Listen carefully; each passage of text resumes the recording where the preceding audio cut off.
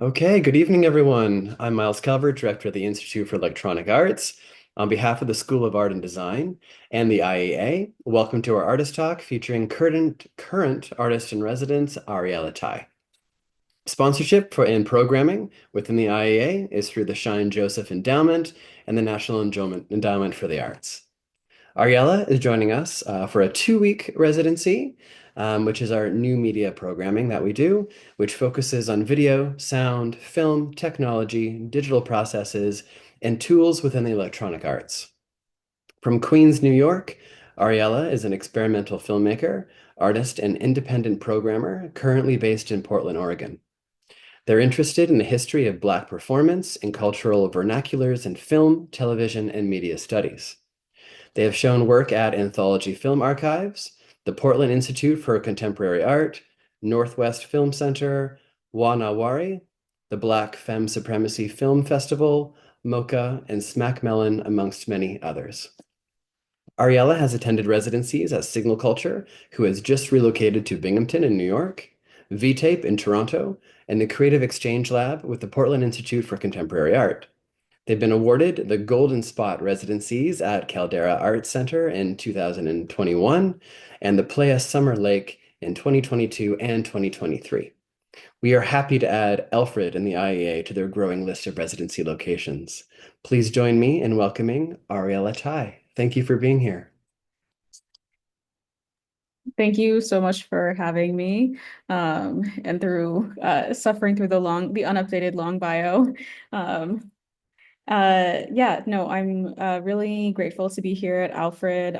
Thanks so much to the entire Institute for Electronic Arts, to Miles for being so welcoming, all the faculty, staff, and students who've been so kind to me in my time here, and to the current and future viewers of this program.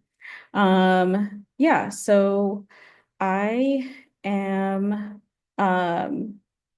going to take I'm gonna sort of break things up into two parts where I spend the first part of this time talking a little bit about the intellectual undergirding of the work that I have been making, and then the second portion showing some work. Yeah, so I work primarily in experimental film and installation. I use different digital and analog video processing tools and techniques to work with appropriated footage from popular film and television.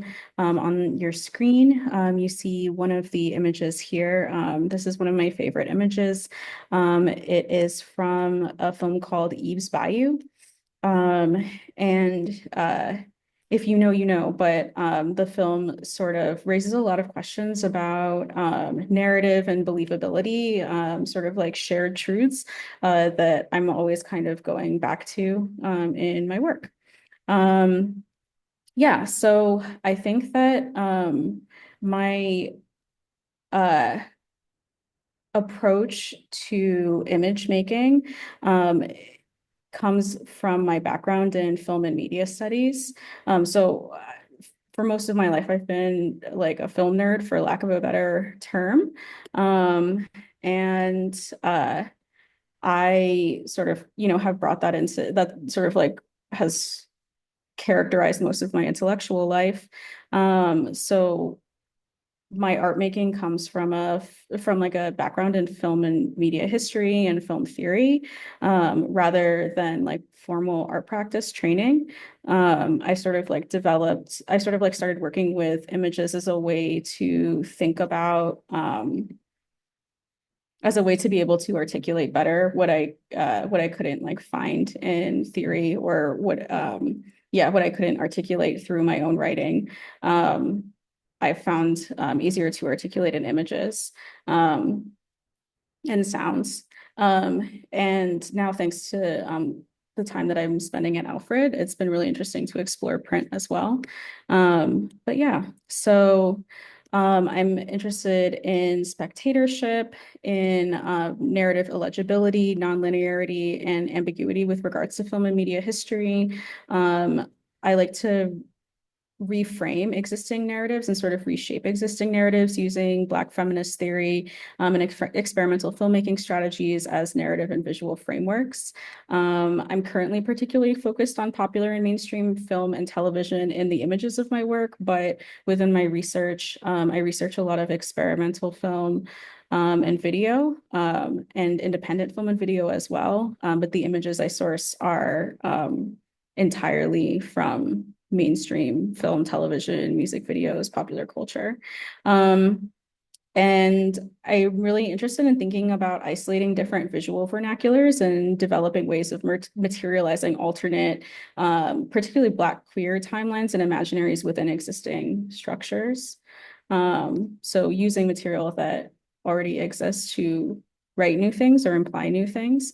And it feels super important to me to contextualize that this isn't something that I feel like I'm doing brand new. I think that I'm participating in a long legacy of being able to read media against the grain as a viewer that is not considered as like a valuable audience. Someone who's sort of like left out of consideration. As someone who's sort of left out of consideration, it becomes much easier to sort of see the seams of what's being created. And I think that this is part of like a really long Black cultural tradition of engaging with mainstream media. So I wanted to show a couple of TikToks to sort of illustrate that fact and start us off on a fun foot. So the first thing I wanted to show was this TikTok from user YL Cherry that reflects ways of leveling cultural critique outside of the academy and also reflects a kind of like cultural intimacy, like an interior conversation that I hope I'm able to participate in with my work. Hopefully this doesn't play very tinny from my laptop, but we'll see. Yeah, get your money, man. Life goes on. That's okay.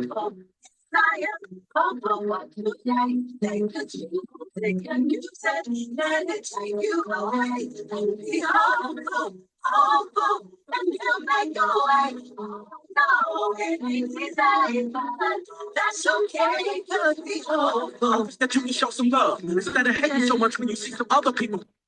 So the song referenced here is Hope by Twista featuring Faith Evans, and you may recognize it from the end of a film called Coach Carter, which is this like iconic film directed in 2005 by Thomas Carter. There's lots of comments underneath the video. I love reading the comments, even though it can be, you know, like mentally destructive. But some notable ones remark how you know that the last character, Josh, is the one who dies because he's in black and white and then in slow motion, but also because he's the quote unquote happiest. One user remarks that the maker of the video left out the narrator who would usually interject with the "as for me" at the end of the epilogue. So these comments reflect an intimate knowledge of a particular narrative, visual, and sonic language that's unique to a specific genre of Black cinematic cultural production in the 90s and early 2000s that films like Coach Carter are emblematic of. We recognize a particular visual cadence of the epilogue, compositional conventions like the staging of a still image, as well as narrative conventions where death and the subsequent memorial are an inevitability. The users taking advantage of these in-app features to recreate like a, you know, what was originally a big budget production, and able to also like tap into these things with a sense of humor that is resonating, specifically with other Black viewers that are familiar with this film and their conventions. This lighthearted cultural critique illustrates the depth to which we as spectators are able to parse cinematic language into its most basic parts and then collage it back together on zero budget with no attached theories in just under 30 seconds. So what's interesting to me is just like how quick and funny and effective it is. Just the ways that we're able to parse these different pieces that are able to put back together, be able to like reference a whole scope of films, a whole genre and era. So again, here we see another example of this that is that shows that this like technique and style and approach is not unique to only Black films, but also to the ways that Black viewers are watching films made for primarily white audiences as well.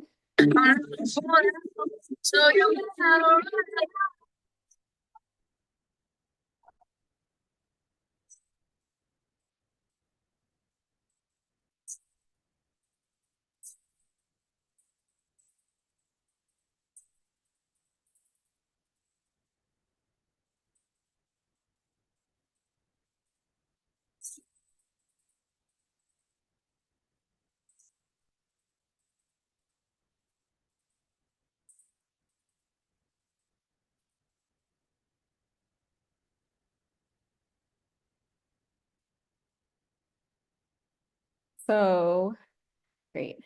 Um, so what I see here is the way that viewers are able to see narratives, characters, tropes, not necessarily as objects, right? Like as different pieces that are able to be like used and reused and identified, as opposed to a view or interpretation of spectatorship, where like a spectator is like a passive receptacle, right? Where everything that is being like put on the spectator is something that's immediately internalized, right? Like viewing a spectator as more as an oppositional lens, or even as an antagonistic spectator. And so I'm hoping to situate the work that I'm making within like that kind of framework of thinking about like cultural vernaculars. Yeah, so now that we've watched TikTok, on to the theory. I'm sorry in advance, but we're starting strong with bell hooks. And she says it much better than I ever could. But she talks about the oppositional gaze, which is something that I think, which is an essay that I think about a lot. For those who are unfamiliar, bell hooks kind of like really comes hard on this like legacy of spectator studies that starts with, I mean, it starts before this, but Laura Mulvey produces an essay called Visual Pleasure in Narrative Cinema that thinks about the ways that the male gaze is leveled via the camera and like narrative structure to objectify, like isolate and sort of like scopophilically engage with white women. But instead, she doesn't really specify that it's white women. She talks about this as happening to all women. And then also Manthea Diawara talking about a resisting spectator with reference to Black viewers as a whole. But bell hooks comes with the fire and talks about the specific ways in which Black women are left out of both of these conversations previously, and thinks about like a number of different ways that Black women engage with film viewership. And all of it is this sort of like, and what she says is ultimately like it's a multitude of ways, right? There's no like singular Black women, there's no singular like Black female experience, first of all, right? But then also amongst the like number of ways that she has like noted through her personal experiences, her own personal experiences that she like cites from women that she's been in community with, and then also from experimental filmmakers who are working at the time engaging with the gaze, different types of these kinds of like antagonistic relationships to seeing and being seen. And this is a quote from that essay: "Looking and looking back, Black women involve ourselves in a process whereby we see our history as counter memory, using it as a way to know the present and invent the future." But this counter memory, I think, is something that is it's not always like explicitly stated in the films that she's talking about. And I think that that's something that feels important to me in the work that I'm making, that there are like different levels of legibility. And yeah, so one of the films that I'm really interested in as a whole, and want to make sure I shout out, is The Watermelon Woman, 1996, Cheryl Danier. This is a little quote here from the very end of the film. It's like a spoiler alert, I guess, but a spoiler alert for a film in 1996 feels unnecessary. But the film is kind of like a meta narrative where Cheryl Danier creates a character of herself, also named Cheryl Danier, who is a video store clerk who becomes enamored, who's really interested in plantation, like nostalgia films, and becomes enamored with an unnamed woman who plays a mammy character in one of these films. And she goes on this search through like multiple different archives for this woman who she initially is enamored with. She's like really attracted to her. And she finds out that this woman is also queer, and she's like a Black lesbian ancestor, and finds out all these things about her history. The film is the film is sort of shaped like a documentary film, but then at the end, we get this sort of gotcha moment where we find out that the film has been fiction the entire time. And there's like a number of implications, one of which being that like just because Faye Richards doesn't exist as a character doesn't mean that she couldn't, right? But also this kind of like really freeing way of like engaging with the archive, that just because we don't, or we may not have like formal documentation of something having occurred, like an instance of our own selves having occurred, that doesn't mean that it didn't happen, right? It just like we have to question the archives, right, that we are engaging with. And she does that in a lot of different ways through the film. And so I think about that a lot in the films that I'm making, just thinking about how sort of like a validation of self-knowledge, and ways of reading films that are rooted in cultural knowledge that isn't necessarily like validated within academic frameworks. Yeah. And like an engagement with what I would like now call critical fabulation, which is a term coined by Saidiya Hartman, a deliberate strategy of reading historical documents and archival documents, and sort of reading, sort of speculating in emotional, personal memories into the archive to recuperate the Black people in the archive who are often like dehumanized, unnamed, or named in very like curtailed ways. So this sort of like strategy of like engaging with narrative as kind of like an aggressor, I think is a really common strategy in Black feminist experimental film. One thing that I always think about is the way that in cinematic, like in cinema studies, the first narrative film that you're taught, what you're taught as the first narrative film is Birth of a Nation. So even though Oscar Michaud, African-American director, was making films concurrently, D.W. Griffith's Birth of a Nation is still taught to film students as being the first narrative film, and it's sort of, this film is, was like a rallying call for the resurgence of the Ku Klux Klan, right? Like it's sort of resurgence. The birth of narrative in cinema is like intrinsically linked to like white supremacist national storytelling. And I think about that a lot. And that also is something that sort of like engagement with an understanding that narrative can be, or narrative is like inherent, the ways that, let me say this differently, the ways that like Western cinematic narrative is like ingrained in the genre is something that's like inherently violent. And so we see a lot of Black feminist experimental filmmakers, and I think Black filmmakers in general, engaging with narrative through this critical lens, right? Like thinking about how ways of telling stories that are rooted in non-Western cultural understandings can be liberatory, right? And one of the other films that I wanted to talk about is Dana Inkster's 1999 Welcome to Africville, which is a film that I was really lucky to be able to see during a residency at VTape in Toronto, thanks to Dr. Andrea Fatona's State of Blackness database. So Welcome to Africville is made, so this is like 3 years after Watermelon Woman.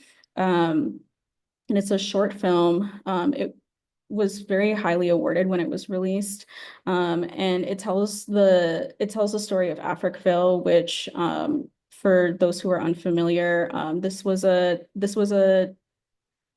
town that was located north of the city of Halifax in Canada, that had been home to generations of Black people dating back to the 1850s. It was home to the descendants of enslaved people who had been brought to Canada by the British, West Indian immigrants, people coming from the United States who liberated themselves using the Underground Railroad, amongst a whole host of other Black folks coming from all kinds of places. This community was systemically disenfranchised. It was located next to the city dump. Residents didn't have running water. And in 1960, the city demolished Africville and displaced its residents after citing the city as being a health hazard. And Dana Inkster makes a film about this demolition of this historic Black city. And it takes place in the days leading up to the demolition, but it tells the fictional stories of 3 generations of women who have grown up in Africville. But instead of taking a traditional narrative route of maybe like talking about their feelings about the event or talking about their family's history, engaging in a more like traditional way. The film focuses on the dreams of these women, their regrets, as well as their erotic memories and desires. They discuss the circumstances of their environment obliquely, if at all. And Inkster constructs an oppositional relationship to the national narrative of this event, where the women's desires, dreams, and ambiguous musings sit at the core of what is lost. And I have a quote here from Ronaldo Walcott talking about the film. He talks about the film as embodying an erotics of loss, which I really love as a concept. And I think it's really interesting to position Black women's erotic desires as inherently antagonistic to state and national narrative. And I think that this is a strategy that we see in Welcome to Africville, but we also see it as a larger strategy. I think it exists in Watermelon Woman as well. And I think it also exists in a range of like cinematic, but also literary texts. And I feel very interested in exploring this. And I'm just going to read a portion of this quote from Walcott. Inkster is able to reveal something to us about the ways in which memory, history, and a vehicle like cinema can shape and fashion how we remember and write history, and importantly, what from those narratives remain meaningful for us. The importance of how we remember and what we remember is crucial for how we engage and read various narratives of history and what we are willing to see and ask of those various histories. So history and narrative is, again, being like objects that can be in service of the state, and all of the state's desires to sort of like subjugate and erase people, and thinking about ways to counter that. So now I'm going to show a little bit, I'm going to talk a little bit about the work that I make. So I really like GIFs. I have an ongoing series of GIFs isolating moments of Black queer intimacy. So thinking about these like vernaculars of erotics. And so one of these is the iconic kiss between Celie and Suge in the film The Color Purple. We have Margaret Avery pictured here in her role as Suge Avery. And I think a lot about like the films themselves, but also the discourse and like the way that they're treated in cinematic history. So when like The Color Purple was released, it was treated as being like somehow less able to encompass like Black feminine experience because it's directed by a white man in a way that completely disregards the agency of the original Alice Walker text and the roles, like the power of the performers. So Whoopi Goldberg, Margaret Avery, Danny Glover. And in these like performances that kind of transcend the circumstances of production in such a way as to generate multiple avenues for Black queer pleasure and joy. And I've been really influenced in being able to articulate my feelings about this film from Jacqueline Bobo's text, Black Women as Cultural Readers, where she inserts Black women's oral discourse into the conversation around this film in particular, as well as Waiting to Exhale and a third, Julie Dash's Daughters of the Dust. And so she spends like, she'll take one chapter and sort of describe the production conditions and the reception of each film, and then do oral history interviews with women talking about their experiences. It's just such a, to me, this was like such a radical way to be able to approach talking about film. In terms of treating it as being not objective, which it always isn't, but you know, you're sort of trained to think about it as if it is. But it's always personal, right? It's just whose person you choose to, you know, like whose personal experience you choose to treat as objective. But she sort of takes that, she removes that from the equation and sort of like prioritizes and primatizes these women's experiences and opinions as being valuable in terms of forming these like critical documents about these films. So she talks about, so that's one of the things that's discussed with The Color Purple is like this film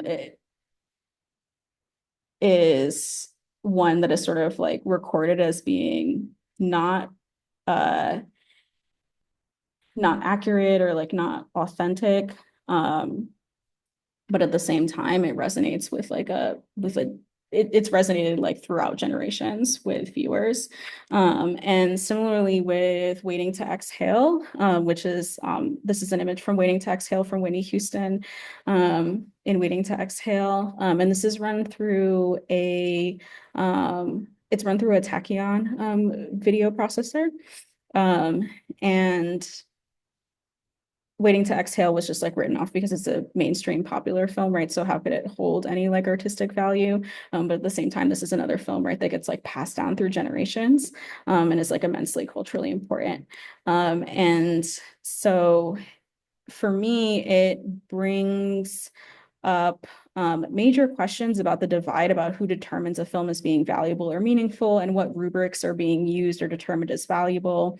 Again, prioritizing Black women's feelings, readings, and intuitions, and brings up questions about performance and authorship. The first two films are directed by men, but contain extremely powerful and resonant performances from Black actresses, right? So like who holds the power in being able to define what a film is or isn't doing? Or can that be many things at once? Can that be ambiguous? Can it be messy? And for me, it also brings up questions about how performance and gesture can supersede directorial authorship. So this is another image. This is another GIF, and this is something that I've also an image I've printed here at Alfred. This is an image of two characters. Their names are Cindy and Diamond from this like science fiction cyberpunk show from the 2000s called Dark Angel, written by James Cameron, right? So again, like authorship, but then like these performances superseding. This is an image of a Black lesbian couple engaging in a kiss. Yeah, and this is like in 2002, so this like predates a lot of the like what's named as like the first representations of like lesbian intimacy on screen. And to go back to some theory, one of the ideas that I'm working with in all of my work is something called the Black Femme function, which is a term that was coined by Dr. Kara Keeling in a book called The Witch's Flight. When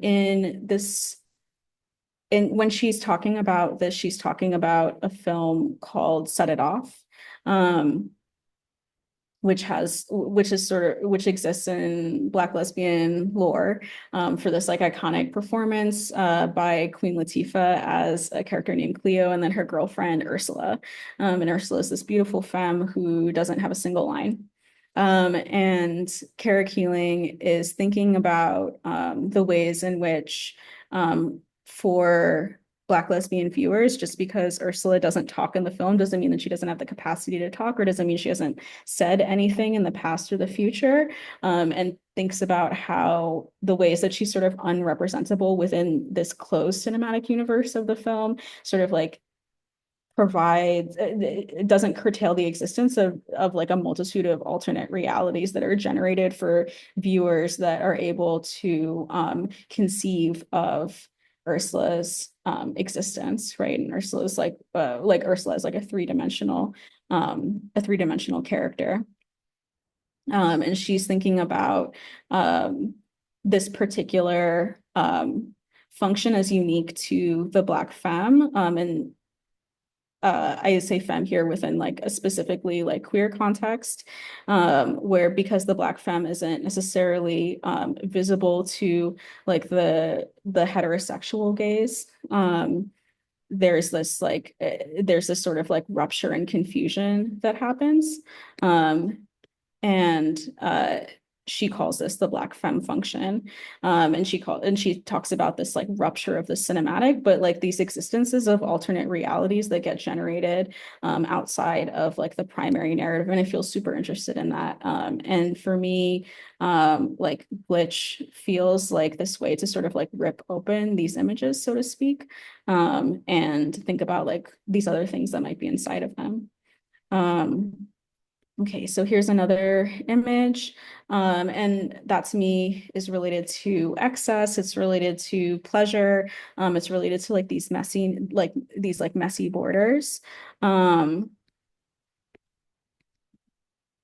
This is the same print, this is the same image, but printed on vellum here at Alfred, which has been super exciting as a medium. Okay, and this is the last sort of academic thing that I want to share. So this is a structural poem slash like experimental play by Deborah Richards. And this is a excerpt from a long form poem published in 2004 called The Halle Berry 1-2, which has this like amazing premise that Halle Berry meets Grace Jones on the set of the 1992 film Boomerang, and Richard imagines that Halle Berry makes a Faustian deal with Grace Jones in which she promises her lifestyle to Grace on the condition that Halle Berry wins the Academy Award for Best Actress. And the result is this like long form concrete poem that takes up a variety of discussions around the careers and public images of the two women, exploring the different ways in which the stars negotiate the misogynoir to which Black women are constantly subjected to, both on and off the screen. And so again, I'm really interested in these ways of like engaging with film criticism that aren't like formal film theory, and imagine these like alternate worlds or things that, you know, like play with real things that happened, right? Like Halle Berry actually winning the Academy Award for Best Actress, but like imagining all these other sorts of things that are built into like understandings of how each of these women like function and are able to move in the real world, but also these like fantasies, right? And so I've been really inspired by, in particular, this poem, and I'm in the process of creating a body of work around it that is related to like both Grace Jones and Halle Berry's star images and all of the sorts of work that they've done. One example of this is, I think for this, I think I'll play a little bit of it. But this is an excerpt from a video called Swallow, which was part of a multi-channel installation at PICA during their time, the Portland Institute for Contemporary Art, during their Time-Based Arts Festival in 2018. Yeah.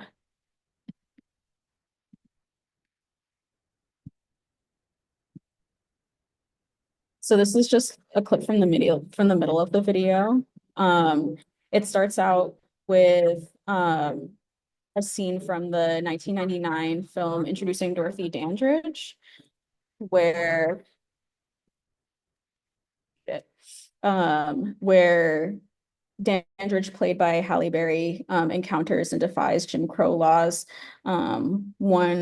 Firstly, where her white manager hands her a styrofoam cup when she asks to use the bathroom, and then a second one where she dips her toe into a segregated pool that is then subsequently drained. And then I combine that with scenes from the 2017 film Girls Trip. We see Tiffany Haddish here riding a zip line in New Orleans, and then on the other side, Grace Jones in Boomerang. And thinking through the ways that each of these characters are sort of forcing those around them to contend with their bodies to various degrees of resistance.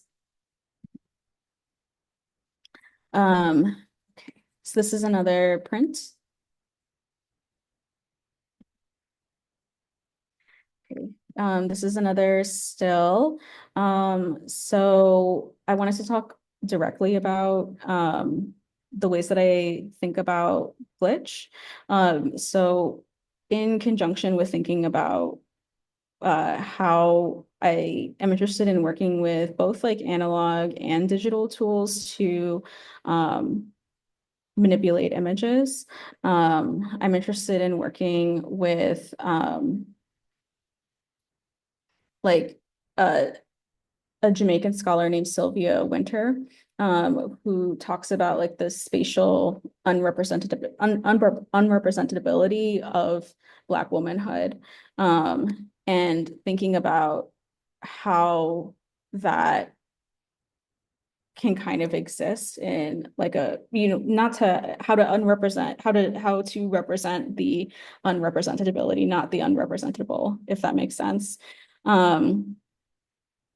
And kind of thinking about using these tools from that framework to sort of be able to play with these images and what they are and aren't capable of doing, but like leaning heavily into the aren't capable of.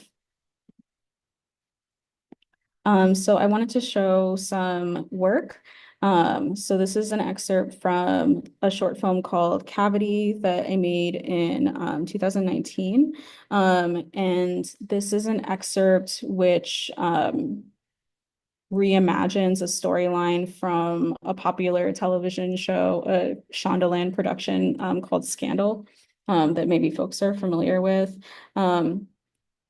But for those who are unfamiliar, the like TLDR is that Kerry Washington plays a character named Olivia Pope, who is a fixer for a Republican president, who she's also having an affair with. And it's an abusive relationship. That's maybe not like articulated as being an abusive relationship in the show, but which is like certainly problematic at very best. And I wanted to like reimagine a revenge fantasy for her character.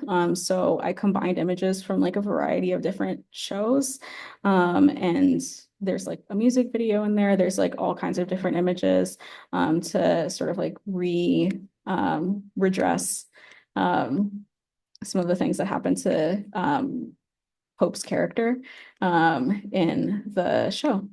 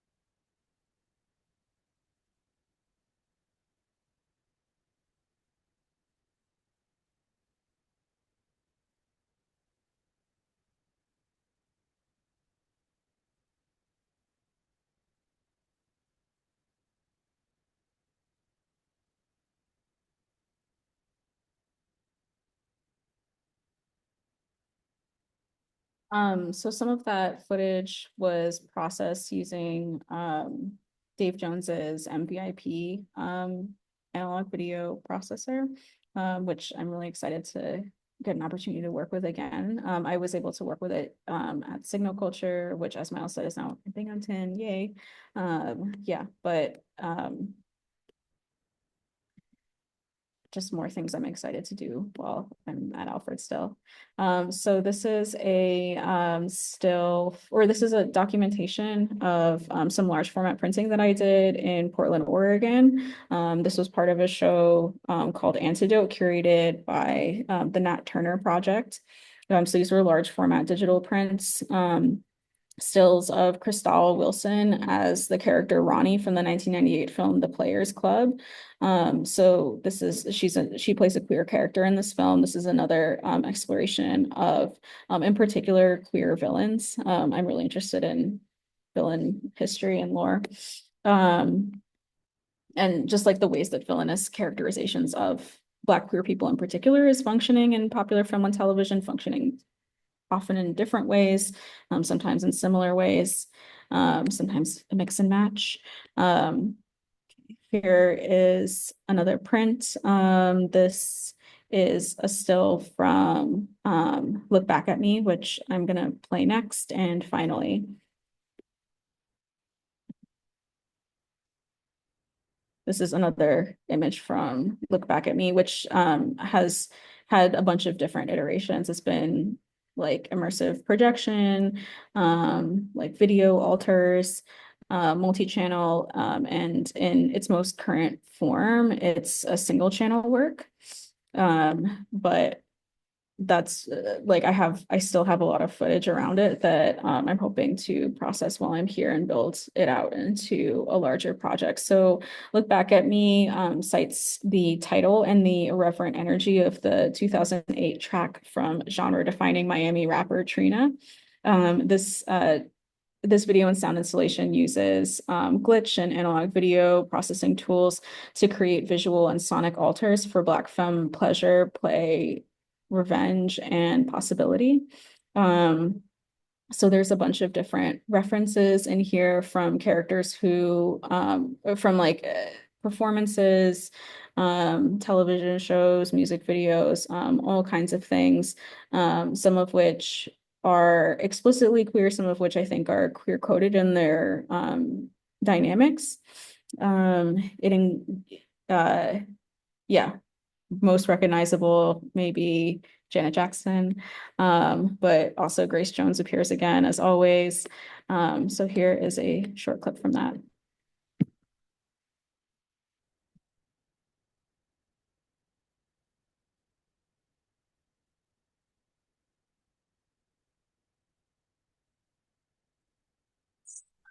To explore that side of yourself and the side of yourself that you're everything right because you're not supposed to go there unless it's absolutely there. And it's fun to just see how far you can go.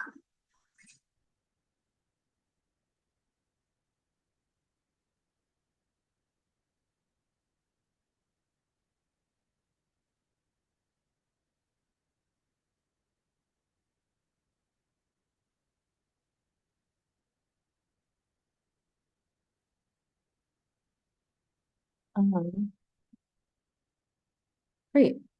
So that's one of the things that I'll be working on while I'm here. And then this very last image is something that I'm also hoping to work on while I'm here. I'm currently I've amassed like a whole bunch of footage, exploring the roles that Black women are playing in criminal procedural shows. So I'm hoping to process a lot of that footage and sort of start to wrap my head around what that might become. But yeah, thank you so much for your time and attention, both now and in the future. Yeah, thanks again to the IEA and to Miles. Yeah.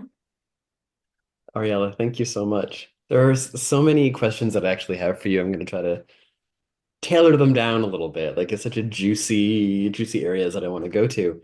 I'm going to start easy. quite a few of your rendered images and your screen captures and how you process them and use them and either print them or have them in video form. They're so obscured and so dark that you really, really have to focus. And half the time, I may not know exactly what I'm looking at. What's your intention there? I think I'm really interested in like obscuring things, right? Like making things difficult to see, making it so thinking about the different I think a lot about the different instances, like the different environments in work in which work is shown, and not necessarily wanting to give things away easily, right? Like wanting the audience to have to like work for it, so to speak. And so I think that that is part of it. Um, yeah, I think if that answers your question. It does. Does any of it come down to also just personal aesthetics and taste? Yeah, definitely. Yeah, I like the, I just like, I love the idea of like reaching into the images and the way that you have to do that when you get close to the screen. And also, I think that it's also worthwhile noting that I try to show my work on CRTs whenever possible. And often like just like screen grabbing it digitally, like doesn't do it justice. There's like more depth and vibrancy to the images when you see them on the CRTs. So would like an ideal viewing platform, and it's always like, what is the ideal? It would be CRT monitors in a blacked out cube space. Yeah, like in a black box or projected in like a theater. When you were talking about how black movies end, I started thinking about all the black films that I've seen and movies, and then I'm thinking, can I come up with another trope or theme? And the one that I landed on were the Tyler Perry franchise films. So you've got drama, you've got Hallmark kind of feel good, and then you've got comedy, and then you have like this southern states kind of vibe and warmth and appeal. Am I close? And what are your thoughts on like Tyler Perry films? Oh, well, I don't know if we have time to go into all that, but I mean, like, I think that also part of it is like shaped by my own experience too. And I think that it's also like really regional. Like, I think it's like very regional, it's very like generational. So, like, I'm coming from growing up in New York in like the early 2000s, like in the 90s, like late 90s, early 2000s. And thinking about like what I was like watching on TV. Um, and so I think that that's shaped a lot of what makes up my imagery is like things that I've seen, right? And like things that like felt iconic to me. I think that thinking about Tyler Perry's work is like a huge is like a huge piece of like um to me when I think about like the ways that sort of like the traditional like ivory tower like film academy fails thinking about black film is like the fact that like nobody is writing about Tyler Perry's work, right? Like there's like an entire like genre and like ecosystem of black filmmaking that just gets ignored because it is so insular, right? And I think deliberately so, but this is like an entire economy of filmmaking that's like left out of most popular discourse. Um, and so I think about that a lot. But yeah, I don't know if that It hopefully does. Like I'm I see touching on your questions. I see recipes with his films. And I Mhm. see and I see them in multiple filmmakers' work. So it's not just specific to him. Um so Bell Hooks was 30 years ago. Why do you think it's still relevant today? I mean, when it hits, I It's think. it hits. Yeah. Yeah. I talk about it with my classes, quite a few of the essays and the readings, and the same with Mulvey.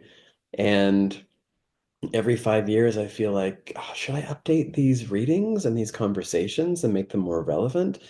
And they're still completely relevant and useful. I might pair them with a more contemporary secondary essay or something, but it's still such a strong starting point for any conversation about ways of looking, the gaze, et cetera, et cetera. Um, are there more contemporary theory or writers that you pair with recently? Well, when I'm teaching, I usually, well, I guess that's a really interesting question. What do I do? I think that to me, I agree that that the conversations that she's having are still very much relevant. And I think that like looking at work that's being made now, like a lot of these same questions are still being grappled with. Um, and I think that when I look at contemporary theorists whose work I'm interested in, contemporary writers, a lot of them are still in dialogue with hooks in one way or the other. Um, and so I find her work to still be so relevant as this baseline. But yeah, I think that in terms of like contemporary folks that I think like I'm sort of like thinking with in my work, I think a lot about like Catherine McKittrick's work. Ayanna Dozier is a film scholar and filmmaker. Um, whose work I really admire. And yeah, I don't know, a bunch of other folks, but I feel like Hooks is still just so relevant. Absolutely. Absolutely. You brought up the use of archives. So you're using archival footage, found footage. This is a two-parter question. Do you get pushback when using lots of found imagery in your work? And I'm going to assume the answer is no, but I'm curious to know what you're going to say about that. And you talked about engaging with archives and engaging in a different way because historically Black people have been dehumanized in them or just not in them at all. So Mhm. how does that engagement happen? And then how is the information being input to make it accurate? Well, I think that I want to like trouble what I'm thinking of as an archive because I think that like I don't know, much like in The Watermelon Woman, how the first archive that we see is her mom's basement, right? Like her mom's like hoarder basement. I feel like I think of an archive as like being like all of the like VHS recordings that I took as a young person, right? And so like there being like a whole host of archives, like just thinking about the screen grabs that like people are keeping on their phones. And also this sort of like these like interior Rolodexes of like images and like things that are meaningful and also like how that gets like shaped and reshaped by time. Um, but um, so I think that the to speak to the first part of your question, the answer is no. Um, I don't know if it's just because I'm not like, you know, very visible, right? Like I'm not doing what I'm doing in spaces where I'm going to get into trouble for doing it. But I think also just the fact that I'm manipulating it so extremely, I guess, that to the point where most of the time it's unrecognizable, unless you know already or you like truly like do like recognize it. It really hasn't been an issue for me. Fingers crossed. So I'll cross that bridge when I come to it to answer the first part of your question. And the second part of your question, I think I do have to like cite there are so many scholars who are like doing the work of like going in and like making sure that with regards to experimental film, these films are getting like named and preserved and cataloged properly, which is work that I'm so grateful is happening. Um, and for me as like a teacher, you know, like making sure that students know that this work exists, right? And like understand how to cite it properly. And yeah, but also thinking about like my own like interior archives of just like, you know, all of the things that live inside my head. Right. Um, right. And like also in, you know, boxes. We're very lucky that we have you here in the IEA for another full week. And there's this trend of when we have the new media residents who come through who always propose that they're working with you know, the synths that we have and the Sandine image processing, video, sound, et cetera, et cetera. And then 9 times out of 10, they end up making something tangible in terms of a physical print. And I'm really happy to see that you're also doing that here. What has it been like seeing your often projected or illuminated on a screen work translated to different types of paper and then with ink?